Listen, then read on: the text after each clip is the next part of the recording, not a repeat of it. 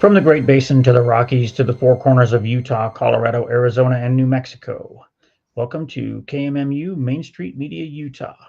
We're coming to you live. We stream on YouTube, Rumble, X, and our website, kmmu.org. Please join our host, Dan Fillmore, for Let's Talk Utah's Dan the Eagle.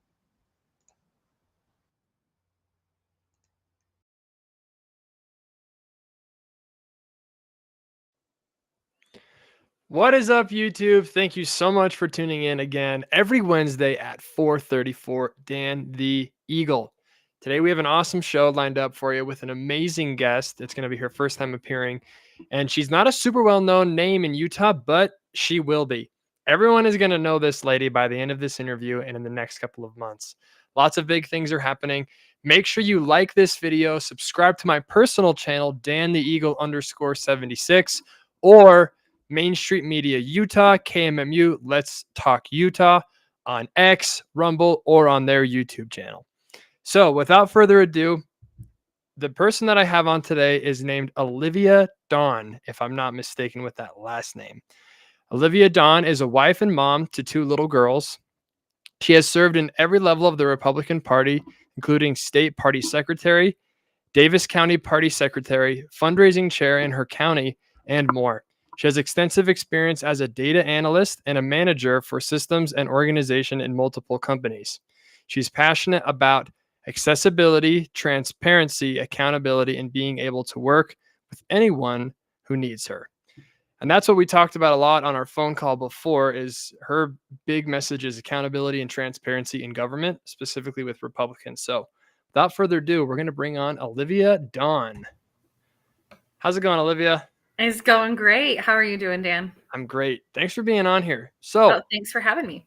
You have a couple little kids, I hear? Yes, I do. I have two beautiful little girls. They're the best thing in the world, Molly and Anna. Fun. And I Molly love and them Anna. more than anything. How old is Molly and Anna? We got 2 and 1. So I'm right in the thick of it. Wow. So they're very young. Yes. So you thought, well, I'm already really busy being a mom. Might as well run for state GOP secretary. Exactly. I've already got this in the bag. Why not add more to my plate? It makes sense to me. It's a foolproof idea. So tell us a little bit about your experience in the past in Republican politics. Yeah, absolutely. So when I turned 18, it just happened to be an election year, and I was really excited to be able to get involved. It was 2010. So it was right as everything was going on, and I attended my first caucus meeting. I grew up with my mom going to school, going to college. She got a master's degree in political economics, and I got to attend those classes with her growing up. And so I've always loved the political process and history and what makes America the country that we are. So participating in the caucus for the first time, I immediately was hooked to this idea of, wow, we can be involved in a real Republican form of operation. The Republican Party is not a political entity. However, they are a political party I said that wrong. They're not a government entity, but they are a political party who helps influence government. Yeah. And I just loved everything that's in the platform that was read that caucus night. And like I said, I was hooked. So, someone pushed me up and said, "You should run for delegate." And I went, okay. I did not win. But I went to that convention anyway, and that was the convention where Mike Lee beat out Bob Bennett. Bob Bennett was actually ousted at convention, and then Tim Bridgewater and Mike Lee went to the primary, and then Mike Lee won and has been, in my opinion, quite an incredible senator representing Utah. And that's kind of been my history, where I started. And cool. Then since then, as you kind of said in my introduction, I've served in a number of positions as delegate, both at the county and state level. I've served as a secretary previously for this same position that I'm running for again. And we can get into why I'm running for it again. But I just want to be involved. I believe in the principle of lift where you serve, and anywhere that I've seen a need that I felt like I could fill, I've put my name in the ring and been willing to serve if I could earn the trust of those voting for me. So, yeah, that sounds, I would vote for you already. Hey, thanks. Sounds great to me. So tell us a little bit about you were the GOP secretary, but let's take a couple steps backwards, because when someone hears GOP, they think, oh, the Republicans. What does that actually mean that you were running for the secretary of the GOP in Utah? Yeah, absolutely. Okay. So there's the RNC, the Republican National Committee. Their headquarters are in DC. They are the Republican Party for the entire nation. Okay. And each state has their own Republican Party. And within each state, there's organizations that then make up that state Republican Party. We all kind of fall under the umbrella of the federal, of the national party, but we all also are very much, we believe in leadership from the ground up. And so we then have, like I said, that state representation or organization, and then counties as well. So when I'm running for this particular position, it's the state level of the Republican Party. And this particular party seeks to have influence in statewide elections with like the legislature, our gubernatorial race that just happened last year, Senate. So we do have some influence over the federal races that will be representing Utah and DC, but mostly we focus on things that are happening here in the state of Utah. Okay, so you're basically the Republican Party for all candidates who are in the state of Utah. Yes. Cool. Simple enough. So, I mean, if you were to ask the average Utahn how the Republican Party is doing in our state, I think that people would be happy with them. What makes you think that there needs to be a change in the status quo? I think that there's a lot of people who would probably say that they're happy with the Republican Party, but I think there's also a lot of people who would say they're dissatisfied. I think those who are saying they're dissatisfied are probably frustrated with those who are elected holding Republican position. They're elected and they say that they're Republican, but then they're not voting in line with the principles that the Republican Party espouses. As a Republican, we have a platform that identifies us. All political parties are specifically designed to unite people under common principles and values. Sure. So the Republican Party has our platform. The Democrats have their platform. Every other party in Utah, we have United Utah, the Green Party, the Libertarians, all of these different groups. And they all have a platform that is the things that they espouse, the things that they uphold. And in Utah, we've had, for example, Mike Lee and Mitt Romney. They both are very, very different. So the question is, are they both Republican, or is one of them maybe not espousing the Republican principles? I tend to lean towards one of them was not representing the Republican principles as laid out in our platform.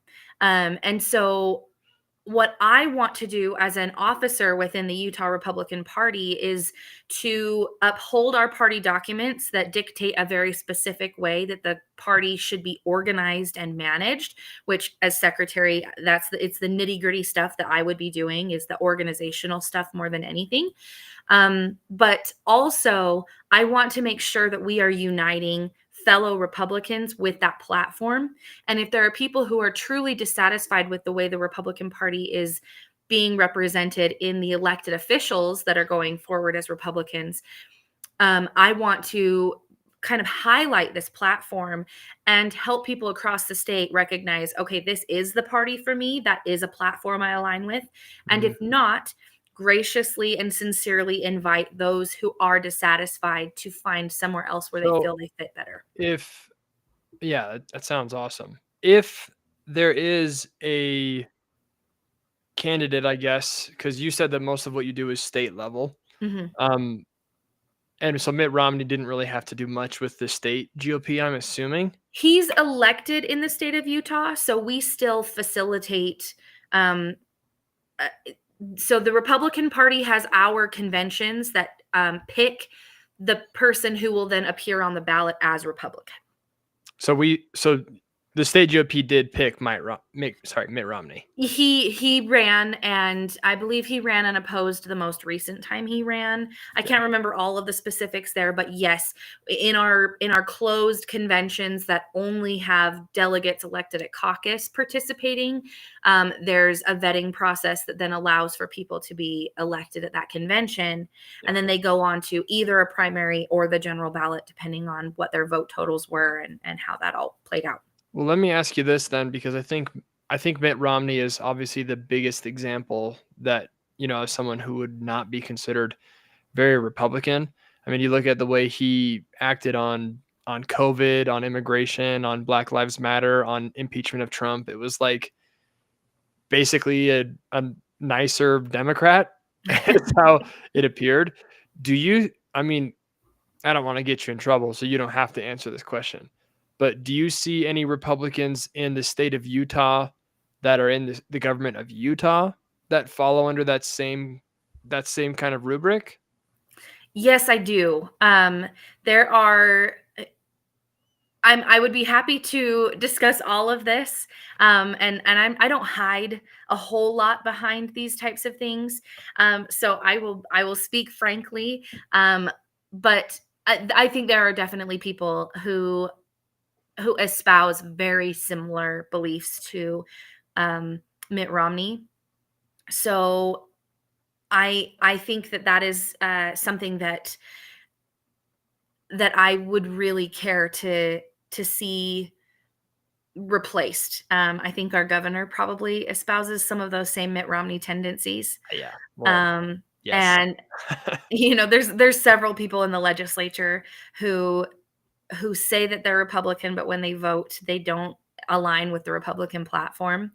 And I think at the state level, there needs to be an ability to hold those people accountable. Again, they can hold that elected office, that's fine. But what I want to help change is that if they're going to hold that office, I want it to either be that they align with the Republican Party and then they're called Republicans, or they don't align with the Republican Party and we can say they're not Republican. Yeah. So basically you're trying to, one of your biggest focuses as secretary will be conformity, that if you're a Republican and you say you believe X, Y, and Z, then we expect you to vote that way. Yes. And if you don't, then you're not a Republican. Right. It's as simple as that. Right. Absolutely. Some of the planks in our platform are, the belief in the traditional family, state sovereignty, holding our elected officials accountable, demanding integrity and transparency in the government process. We believe in fiscal accountability and responsibility, less taxation, obviously, the things that our country was founded on. We're very anti-abortion, things of this nature that are very conservative lined. Those are just some of the planks in the platform and the things that we need to be holding our elected officials accountable to. Well, I see that very frequently. This is something that frustrates me constantly about Republicans, is that it seems like you can elect somebody who's a Republican and then it's like it's a 50-50. It's a dice roll as to if they're actually going to do what you elected them to do. And I think that that's why Trump is such a shock to the system. It's because he's the first Republican who's actually doing things. Like, how long have we been hearing about the Department of Education being shut down? Like, my entire life, my dad's entire life. And no one has done anything about it until now. And so I think that this whole idea that Republicans need to actually be Republicans is a really, really good one. And I think that as secretary, I'd hope that you'd focus on that. What specifically would you do as secretary to kind of put these lefty Republicans in their place? So as secretary specifically, my role would be to provide our candidates with data, making sure that they have access to the resources that the party has organized, emails and phone numbers for Republicans throughout the state, making sure that anyone who's participating within the party then has some accessibility to the candidates and vice versa. I love that with the Republican Party in the state of Utah, if you show up on caucus night, you have the opportunity to interview your neighbors, to get to know the people in your local precinct, and then from there elect delegates who you trust, who will represent you then at different conventions at the county level or the state level. There's the state Republican Party that I'm vying for a spot as secretary, but then there's also those county parties.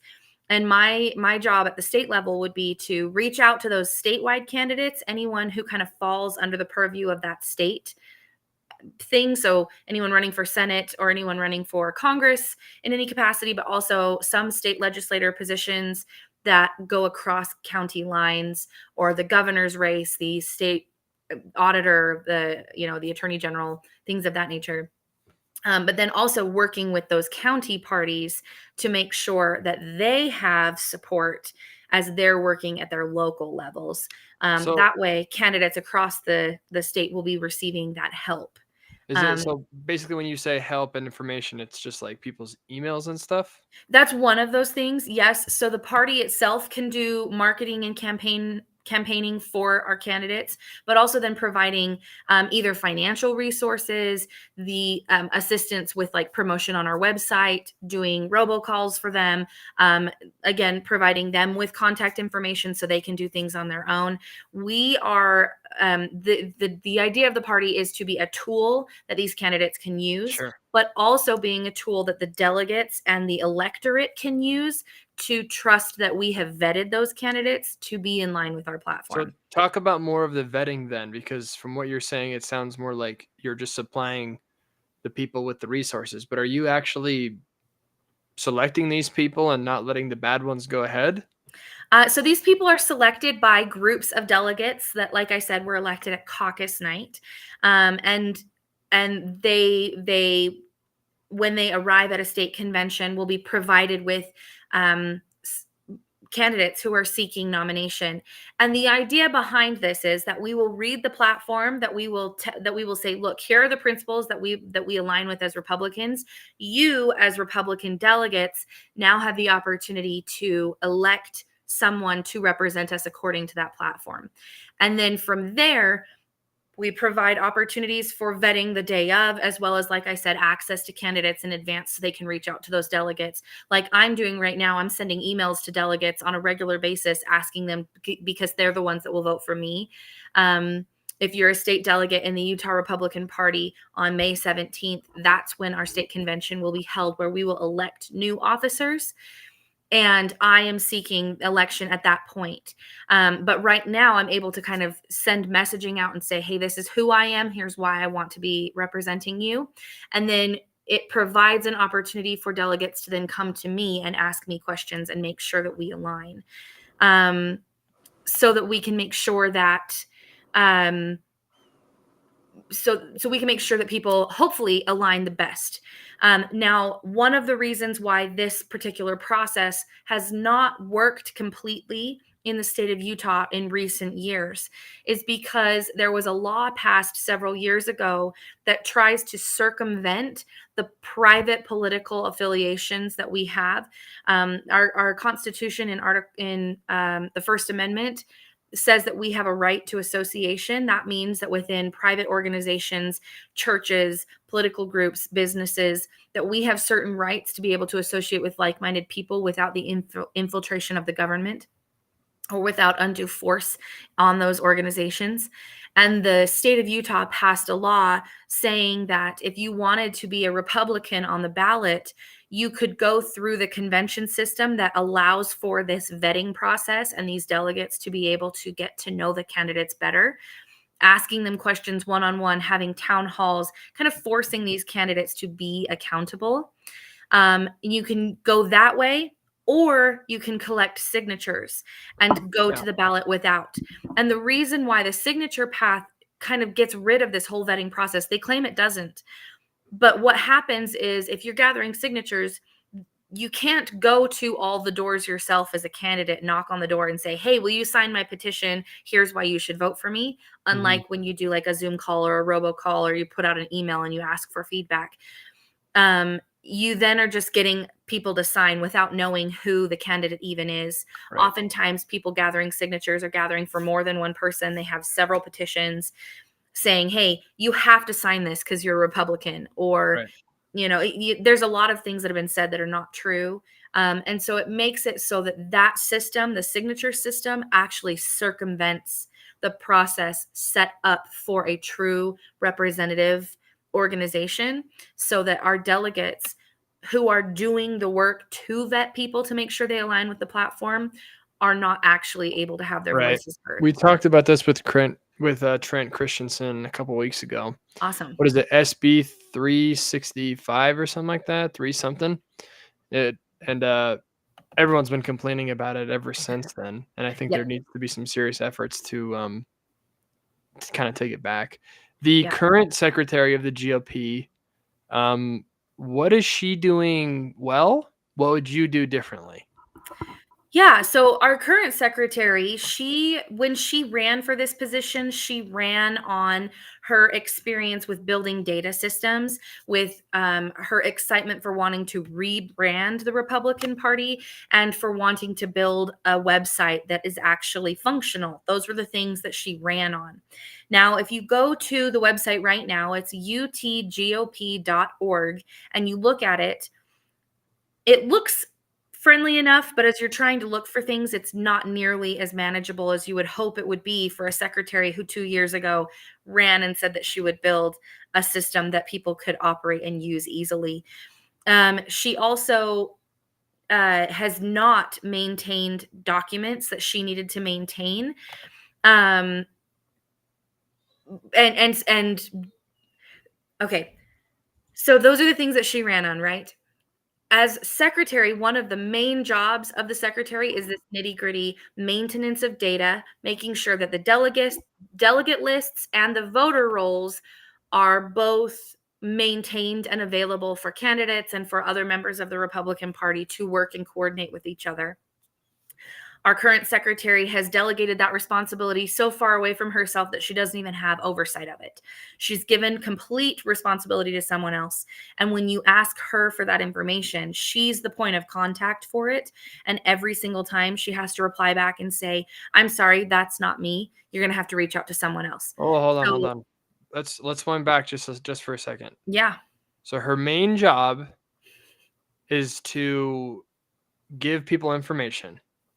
Yeah, to maintain, organize, and then make that information available. Yes. Okay. That information about candidates, about voting, all that kind of stuff? Yeah, so with candidates, you want to make sure that you have the candidate's name, you want to make sure you have their website, their contact information, and then you send that out to the delegates. And then vice versa, you want to make sure that all the delegates' information, their name, their address, their phone number, their email, the things that they use to participate in the process are given to the candidate. Basic secretary stuff. Right. She's not doing that? No, she's given that list entirely to someone else, and Really? she does not even have oversight of it. She's completely separated herself Well, from it. that seems like not good. It's not. If I elected you to be my lawnmower and my lawn was never cut, I would have a problem with that. Right. So she's not doing the secretary job. You obviously did it at one point. Yes, it So is. what you're saying is, get me back in there. I'll do it again and I'll do it better. Yes, absolutely. I most recently, so I held the state secretary position before, and then most recently, just in this last year, I served. So normally a term for an officer position in the party at the county or the state level is 2 years. And I served in the Davis County Republican Party as the secretary there for 1 year because their secretary resigned and they needed someone to fill that leftover time. So I served in that year. And that was this most recent year. They just elected someone new about 3 weeks ago. And during that time, I reached out to the current secretary and I asked for specific attendance lists that is her responsibility to maintain. Because in Davis County, we have members who sit on the board that she was supposed to maintain these records for. And we have attendance requirements for them. If they miss a certain number of meetings, then they get removed and someone else replaces them. When I asked for this attendance record from her, It took 1 month and 3 follow-up emails for her to finally reply back and say, "I'm so sorry. I don't even have access to that. The interns have it, and I'm not even able to access the system. So let me get that, and I'll get back to you." So if she's not, I just want to give her the benefit of the Oh, doubt. yeah, absolutely. I don't know her, and I don't know, this. Is it normal for interns to be doing the job of, because like I think we've all been interns at some point, and a lot of times that boring work is pawned off to the interns. Is that something that's a normal thing when you were there? Did you have an intern doing your job? You have someone who steps in and helps. When I was secretary, we did have an intern who ended up helping with a lot of those things. Specifically, at the beginning of those meetings, I would have a list that she needed to have, that people needed to check in on, and the intern would check people on in person while I checked people in online. So that way I was doing part of the attendance process and the intern was doing the other part of the attendance process.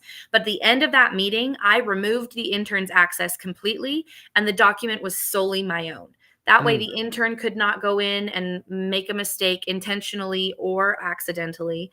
And I could completely and 100% be responsible for and validate the list and making sure that the attendance was correct. And then if anyone had an issue with the attendance, which is supposed to be public, was published on the website for everyone to be able to see. So they didn't even have to ask me for But it. it took you like a month and a half, right? To publish No, it? it was done the same day. The same day. Oh, Wow. yeah. Can you believe it? And it was put on the website, and then people could let me know if there were errors that needed to be corrected. And I was the only one that would correct those errors, and I would require proof that they were there, different things of that nature. Yeah. A witness saying, "I saw them there. I promise they were there. You just missed them." And when the secretary told me she did not even have access to this list, it means that not only did she delegate the responsibility, which is appropriate, but she never claimed it back, and she cannot testify to the validity of the document. So I don't know if the attendance records are even correct because she doesn't know if they're correct because she didn't do them. And that's one of many examples. She, like I said, she also handed off. Dwayne just popped up the website, by the way, that we're looking at that you were talking about before. Perfect. It's funny because she says that she was managing this website. And the website did not have any of this information on it until April 22nd of this year. Like I said, she's been in this position for 2 years, and the week after the filing period ended was when she finally published everything on the website. So just in time for her to say that it's all there. So Stafford Palmer, how do you say it? It's Stafford Palmieri-Sievert. Palmieri-Sievert. That's the one who you're running against. Yes. And she's the current state party secretary. Yes. Who, from your opinion, is not doing her job, is a nice way of putting it. Right. She is doing work for the party, but she is not doing the work of the secretary for the party. And if you are going to be elected to the position of the secretary, you need to do that job first. I have pet projects I'd love to see happen, but only after the job of the secretary is fulfilled. It sounds like what you're saying is if you have a position, then you should do that position. Yeah. If you're a Republican, you should be a Republican. If you're a secretary, you should be a secretary. Right. I can't imagine what you think about a man being a man and a woman being a woman. Exactly that. You were born one way and you stay that way. Sorry about your feelings. Man, you're saying some controversial things, Olivia. I don't know if we can air this. I know. It's too hot for TV or whatever the phrase is. So your biggest concerns obviously are getting the candidates who are right for the job and making sure that people get what they vote for. Right. People get the bang for their buck, the bang for their vote. And on the other side, you don't think that the secretary right now is actually doing the job of transparency and accessibility for candidates. Right. Absolutely. We have not had access to the information. Therefore, there is a lack of transparency with Right. the operations of the party. And when you don't have accessibility and you can't have transparency, then you are unable to hold people accountable. So we can't hold her accountable. We can't hold anyone. Like, they have not allowed, this is not on the secretary specifically, but it's on the leadership team as a whole. The chair is also up for re-election and has a challenger. And I'm supporting the challenger because the party has not allowed, the officers have said no to an audit of anything that's happening. Really? They're claiming to have raised millions of dollars in funding, but we, as the governing body of the party, the board, think of a business, you have the governing board, the board of directors, right? And then you have like the CEO and the CFO who sit on that board, but they don't get to make decisions unilaterally all by themselves almost ever. They're supposed to bring things to the board. Well, the 4 officers are that CEO, CFO, and they're supposed to coordinate with that board of directors in the party known as the State Central Committee. And they have not done so. They have not allowed for audits, even though audits have been requested and asked for. We have a treasurer position who has not given us any information regarding our That's finances. crazy. So That's yeah, insane. they're claiming all this funding and then they're not able to show us anything. So it's a lot of stuff that's like trust me, bro. And I'm sorry, I don't trust anything, especially when it No. comes to, organizations. I'm a very much trust but verify person. I don't have any reason trust to and doubt you. verify. I'm a Right. don't trust, especially if it has anything to do with the government, because Right. when's the last time the government really improved your life or was Right, completely exactly. honest with you about anything, even on the state level? Honestly. Yeah, absolutely. I think there's a lot of people who are in elected positions who get into that position so that they can enrich themselves. I've seen numerous occasions where, like, for example, I live in Davis County, and in Davis County, we just barely completed the Davis corridor, which comes off I-15 and heads west so that you can kind of circumvent some of the traffic and take this kind of back highway that just got put in. And when this was originally contracted to be built, which was over 10 years ago, people who were in the legislature knew about it in advance. They went and purchased the land, subdivided the land into residential lots, and then sold those back to now I'm forgetting UDOT. I think it's UDOT that builds the roads, and then they enrich themselves, tenfold or more in their investment in dishonestly, and it's insider trading. We're seeing that in the state of Utah. There are so many developers who are part of the legislature, so many people who own land, who are building things up and enriching themselves because of the bills that are being passed.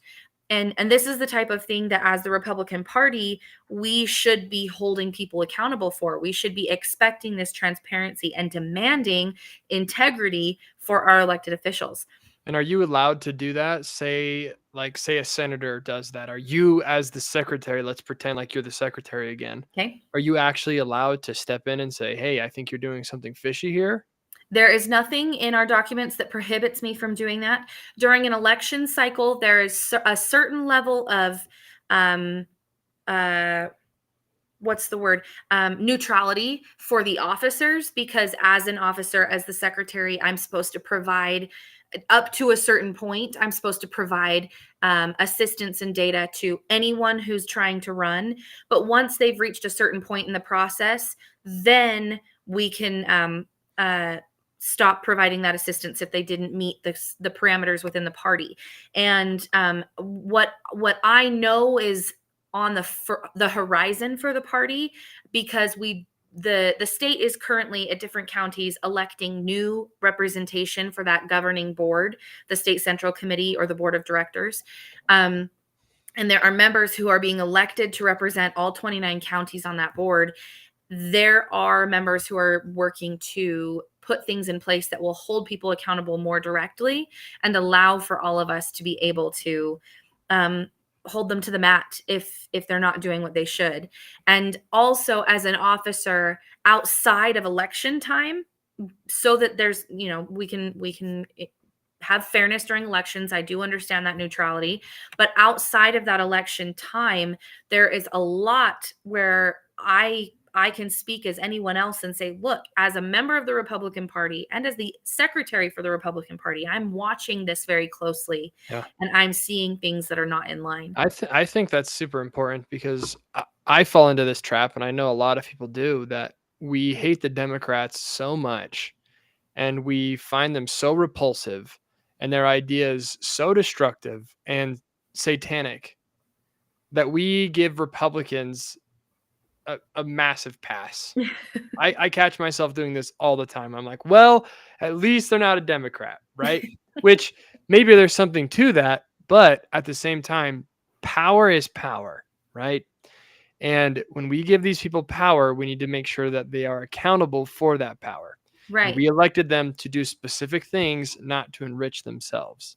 Right. And so I do think it is important that we have a loudmouth like you, who will go in there and actually say, well, I don't know about this. This seems a little fishy here.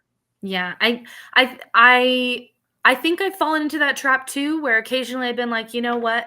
There's shades of gray, and this person is closer to the white side, so I'm not going to call them out first. Right. But I've learned, especially recently, I have some very close friends who are members of the legislature, and whenever they vote in a way that I think is wrong, I will call them out. I will call them personally and say, hey, you just voted for something that is in direct contradiction to the things that I know you believe in. Why? And I try really hard to have those conversations privately first. I don't want to go and just bash everyone on social media the moment they do something I don't agree with. That's kind of fun though, Olivia, don't you think? Sometimes you do need to do the not very Christ-like. I do appreciate your private conversation first. I think it helps, right? And if there's a lack of ability to hear from people, then you need to seek other methods to be able to communicate. I think a few years ago, Mitt Romney came to the convention. It was before he was no longer senator, and he came to speak, and he was booed for like 5 minutes. Like he could not even talk because it was 5 minutes of just people booing. And I didn't boo personally, but I was like, I echoed all the feelings that were being shouted at him through this boo, because he had not allowed for anyone to talk to him. Mike Lee holds digital town halls once a month. He reaches out and says, hey, if anyone wants to participate, let's get on this call. I want to hear your questions. Right. He's accessible. Mitt Romney never was. Our current governor is not accessible. So we need people who are going to be accessible. And if they're not, then if you can't have those private conversations one-on-one with, hey, you just did something that I know contradicts what you say you believe, why is that? If you can't have those personal conversations, then you have to go to a more public forum and say, look, I tried to have a conversation. They're not listening. Right. And I think that your attitude, though, of going private first is really what we need, because we're not trying to embarrass people publicly. We want to just get things done. I think that's probably what got you interested in politics, was just like the aspect of actually helping and accomplishing things. Yeah. That's what really drew me to politics, was this is a cool way that I can help people and I can get things done and I can actually maintain my great country. That's what I, went in for. And I think that like we're not trying to hurt people or put people down. We want to just get something done. And in order to do that, we elected you for a reason. And when there's not transparency or accountability, it's really, really hard to do that. So tell us a little bit about when is the election? Yeah, so the election itself is going to take place at the Utah Republican Party Convention on May 17th. So that's in 10 days. Saturday. Yep, in 10 days. Holy cow. Yeah. The convention will begin, I think it's at 10. Doors open at 7:30. So come hang out at my booth, come say hi, get to know me a little bit more. I'd love that. I will also be encouraging you to go check out the other candidates. Stafford Palmieri Sievert is the one who's currently holding the secretary position and the one that I am running against. Rob Axon is the current party chair, and Phil Lyman, who just recently ran for governor of the state of Utah, is running for chair. I am supporting Phil Lyman. I know Rob. I have no ill will towards Rob, but I don't believe that our current leadership team has actually done what the Republican Party should be doing. I think there's been a lot of kowtowing to people who are in authority, believing that if they don't give in to certain pressures, that they will lose access or influence. And truly, at the end of the day, I think that the Republican Party needs to recognize that we are the ones who have influence and can encourage the electorate to do certain things or to go in a certain direction. And we need to care less about the perception that's painted from people who do not align with us, and rather be in charge of our own messaging and our own marketing and destiny. So you said May 17th. May 17th at the UVU, Utah Valley University. Oh, cool. I live right next to there. I will Perfect. definitely show up. So who can vote in this election? So it will be anyone who is elected as a state delegate at their caucus. There are some people who are unable to attend who were previously elected last year as state delegates. So if you want to be involved, but you're not currently a state delegate, reach out to your precinct chair or the people who you know are active in your community, and see if the state delegates in your area are planning to attend. And if they're not, then they have to fill those positions with alternates. And this is an election all throughout the state. So yes. anyone who is a delegate can vote. Yes, on anyone May who's a 17th. state delegate can vote on May 17th. If anybody who's listening likes what they're hearing from Olivia Dawn, you should call up your delegate and say, hey, Olivia Dawn was on with Dan the Eagle. Make sure you subscribe to Dan the Eagle. Vote for Olivia Dawn. That's what they'll say. That's what all of you need to go out and say right now. So I'm going to do just a little break right here for a second. And then we'll come right back to this. Sounds great. So if you haven't liked and subscribed, make sure that you do it while you're watching right now. We are live on X, Rumble, YouTube, and my personal YouTube account, Dan_76. And the other one is Main Street Media Utah, KMMU, Let's Talk Utah.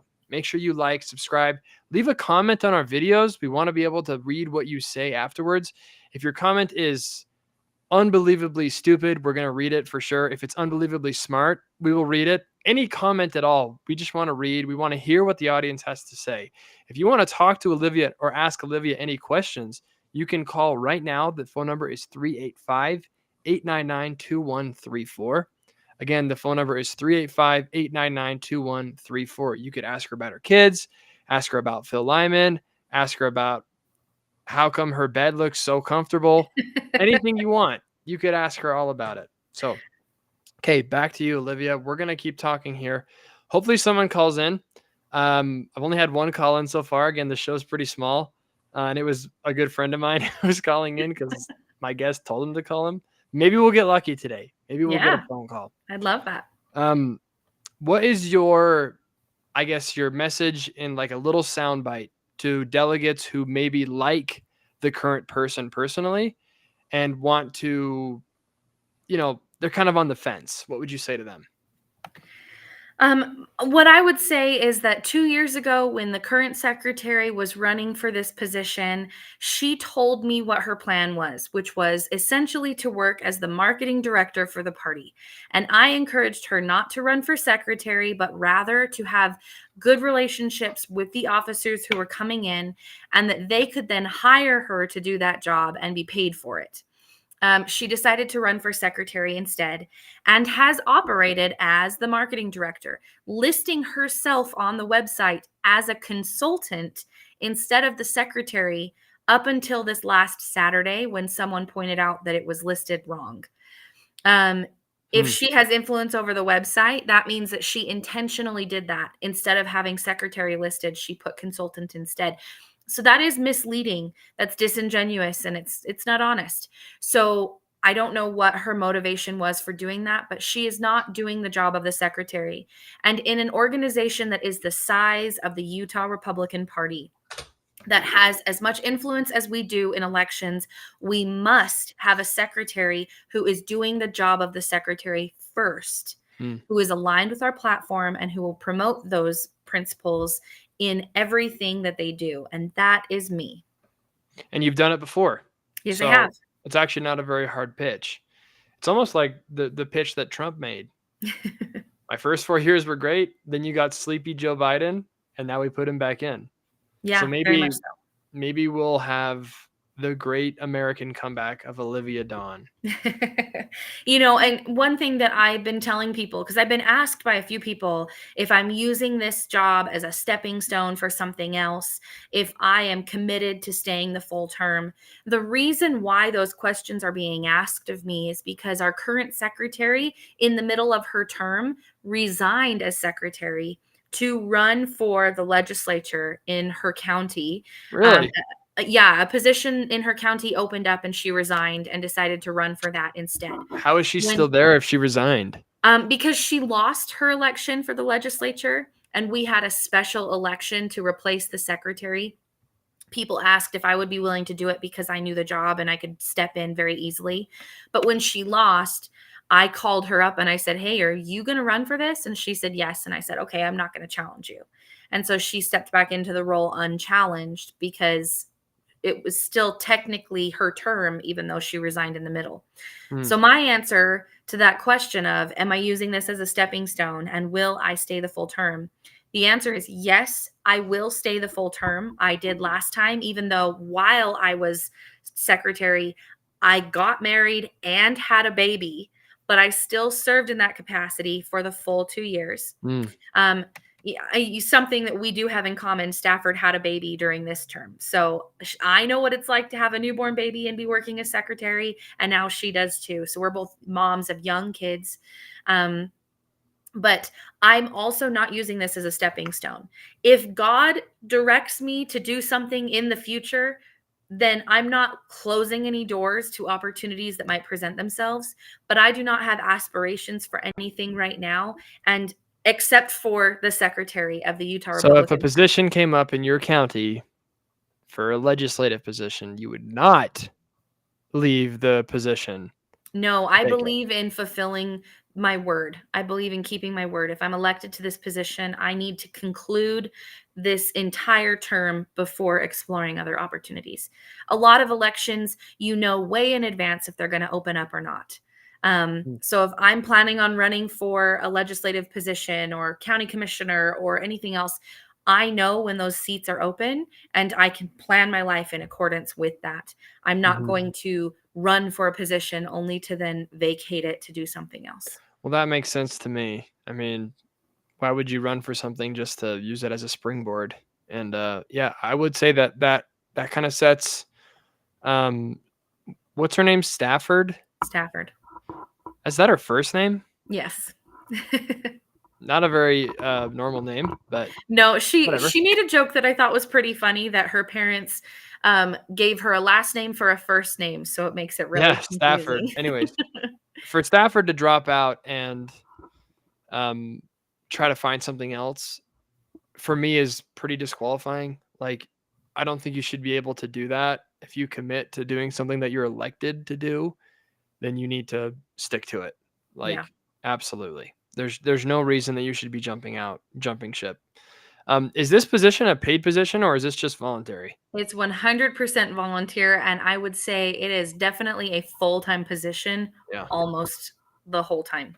Wow. There's a little bit of downtime. There's a couple of months here and there where there's less work to do, but most of the time it requires, pretty regular access to at least emails and phone calls. And there's a lot of work to do, especially around elections. Yeah. Well, we have a couple more minutes with Olivia Dawn. I see there's 1 billion people watching right now, literally 1 billion. You can call right now to 385-899-2134, and you can ask me why I have this amazing shirt, why I always wear good plaids, where I get them. You can ask me that. You can ask Olivia about her position that she's trying to run for. We could talk about more corruption. We could talk about accountability in government. You can call right now and ask us anything you want. 385-899-2134. So just for the last little bit, tell us some personal details about yourself that just would make us fall in love with you. That would just make us say, you know what? I didn't listen to anything she said before, but this is what does it. The icing on the cake, as it were. Okay. All right. Just a little bit about me. Well, Dawn is actually my middle name, but I've been using it since I was 14 in anything public facing, because I thought that one day I would be a rock star or I would be some popular singer, musician. I play several instruments. I sing. I love it. Everything music related. And I sincerely thought that one day I would be on a stage performing. And I determined that Dawn was much easier to say and chant from the crowd. And I even for a while stopped using Olivia and did Livy instead. So Livy Dawn. Livy Dawn, Livy Dawn. It's much easier to chant. What is your last name? It's well, my maiden name is Horlocker, which is German, and just kind of weird. Sounds You're right. funny. I would not want to chant Horlocker. Yeah, exactly. I hate to say it. Horlocker. I'd be like, I don't know about that. Dawn is much better. Exactly. So I've never, and then after that dream kind of faded in the background, I'd love to still do it one day. Maybe I will. I do have a couple of albums that I've made, done some music because I do love it. You on SoundCloud, Spotify? What are you on? I don't even remember that. SoundCloud, I think. It's been a little while since I've done anything, but I think What's your name? Is it Livy Dawn? I think it would be under Livy Dawn. I did a Christmas album. I did an album with my sister, and then I did a couple of singles with just like covers for things that I really enjoyed. That's awesome. I wrote a song and put it on YouTube, but I'm not telling you what that is because that was really cringy. We were gonna play it. I can't find you on SoundCloud, unfortunately. No, I wrote a song called like Superhero to Me, I think is what I called it way back then, and performed it at a talent show. And wow, boy, it's cringy. that sounds extremely cringe, but that's what we want to do. We want to embarrass you, Olivia. Livy Dawn, we want to embarrass you. My husband has not even seen it. Wow. One day maybe I'll show it to him. Well, that's or maybe fun. I'll be like, here, watch this when I'm not around and you can know. I don't know. Speaking of cringe, there's one last thing that I want to do. Okay. I don't know if you saw this, but apparently, so the Utah legislature banned the showing of flags that were not the state flag, military flags, or the country flag. Yeah. Basically just saying you can't put up pride flags. Right. Did you see what Salt Lake City did? No. This is crazy. So I saw this today and I wanted to throw something. So Salt Lake City makes LGBTQ flags official city flags in order to evade Utah flag banning at government buildings. Oh my gosh. And this is the video. Let's just take a listen to what this amazing woman from Salt Lake City has to say. I want each and every resident to look up at any flag that flies at City Hall and be reminded that their community values belonging and acceptance, and that their community values every one of them. Let the Sago Lily send a simple but powerful message. Salt Lake City is here for you. We believe in you, and we love you. Ugh. Erin Mendenhall, she's the mayor of Salt Lake County, and she is a total joke. Ugh. Oh man, just the way she talks, like we are here. She talks like a mom is talking to a baby. Do you know who she reminds me of? The voice. Who? She sounds like Meghan Markle. Yeah. 100%. I mean, if you want to get into that, she sounds a lot like Meghan Markle. This like very demure and it's okay. We love you. And here's what we're going to do to make you feel loved. I'm like, yeah, it's like, here's this degenerate flag that symbolizes the antithesis of Christianity, the antithesis of godliness. Yes. And we're going to put it on all of our city buildings. And what are you going to do about it? And then if there's any pushback, then we're just going to say, oh, it's just for the people. We want them to be seen. But guess who they don't want to be seen? Christians. Right. They don't want Christians or Jews to be seen. Actually, religious people who are also part of the community. Where's our flag? Where is my LDS flag? Where is it? Why isn't my flag up there? Let's make Is that because you don't care about my values? No, you don't. You spit on them. Yeah, you know what? Let's make a flag that has that sigil lily up in the top, I guess is what makes it an official flag. And then have the Bible, the Book of Mormon, the Quran, the Star of David. Let's make it all on there. Oh, no, and just see the what we Book of can do. Mormon. Just the Book of Mormon. I'm not doing Deal. this all religions are equivalent thing. I'm just going to put the Book of Mormon on there and say, I am a member of the church. Here's my flag. You have to represent me. And if you don't, that's offensive and I'm going to kill myself. Ho, ho, ho. Yeah. That's the argument that they're making, Olivia. Let's see what happens. Yeah. They're not going to do it for me, though. No, They're not they going to do won't. it for me. A straight white male who's Christian? How dare I even say anything, Olivia? No, you don't have makeup on. You haven't grown your hair out and you're not pretending to be a woman. So Oh, they're not that's going to listen to true. you. You know what? That's a strategy. Keep the beard, put on a wig, Keep the make beard. it crazy colored just for the Keep heck the of it. beard. And and just put Someone- some lipstick on and see what people say. Someone just wrote in the chat, Dan the Eagle did not kill himself.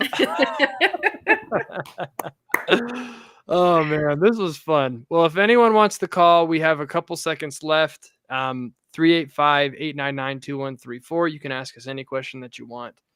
But yeah, I'm glad you're on my side on that one. That, man, I saw that just today, and it's just like, you're not doing this to make people feel seen. You're doing it to intentionally degrade Christians. That's what Yes, you're very doing. much so. And we're not asking for our flag. We're not.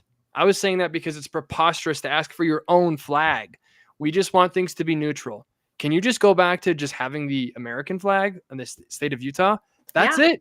That is all we want. We don't want anything else. You are the ones that are trying to change everything. And when we say don't, you call us names. I'm over it. I'm sick of it. Final word to you, Olivia. You know, talking about the flags, I think I'm seeing a comment from someone named Caleb talking about how the sigil lily has very historic meaning with the flag, and that them putting it on these faux flags, these imposter flags, these feel-good ridiculousness is a spit on history. And I completely agree. It's one of these things where we need to realize where we come from. The change of the Utah state flag to the joke that it is now with the three colors that looks exactly like the Denver flag. It was done specifically so that our history was erased. We lost so much of the meaning behind what was determined so precious to us on that flag. And it was done so that we could customize it, so that it could be made LGBT and all of this. Yeah. It's such a joke. It's a joke. It's offensive. It's so deeply offensive. It's so offensive. It is, absolutely. Dan, I just want to say thank you so much for having me on. Yeah. I really appreciate it. Yeah, thank you. I'm running for Utah Republican Party Secretary because I think the Republican Party still has the ability to have meaning and impact in the lives of every one of us. One of my pet projects that I would love to do as secretary, but only after the work of the secretary is done, is to promote the platform with all Republicans so that we can unite. I want to get feedback from Republicans telling me why they believe that our plank supporting the right to life for everyone is so valuable. I want to hear that. I have people who have told me that they are pro-life because they had an abortion when they were younger, and they realize how detrimental that was to them. And they've since recognized that they ended the life of someone who should be here now. I've talked to men who have been broken because their partner decided to have an abortion without consulting them, and they wanted to be a father, and that was ripped from them without any say. This is just one plank that's so important to us, but I want to be able to promote that and hear from everyone. So if I'm elected to this office or position, I commit to doing the job of the secretary, and I commit to being the secretary for Republicans throughout the state in promoting our platform and really working hard to make sure that those values are reflected in the state. Awesome. Well, if you want to vote for Olivia Dawn, make sure you talk to your delegates. Look up your delegates from where you live, give them a call, harass them, send them a note beautifully written saying you have to vote for Olivia Dawn. You have to. And please email me if you have any questions. My email is Olivia. It's for Olivia Dawn. ODpolitic, POLTIC, POLITIC @gmail.com. odpolitic@gmail.com. Please reach out. I'd love to hear from you. odpolitic@gmail.com. Reach out there if you got any questions. But Olivia, no one called in, unfortunately. Caleb, thank you for leaving a comment. We really appreciate that. And we will leave it there. Next time we're going to be back here Wednesday at 4:30. It's going to be a great show.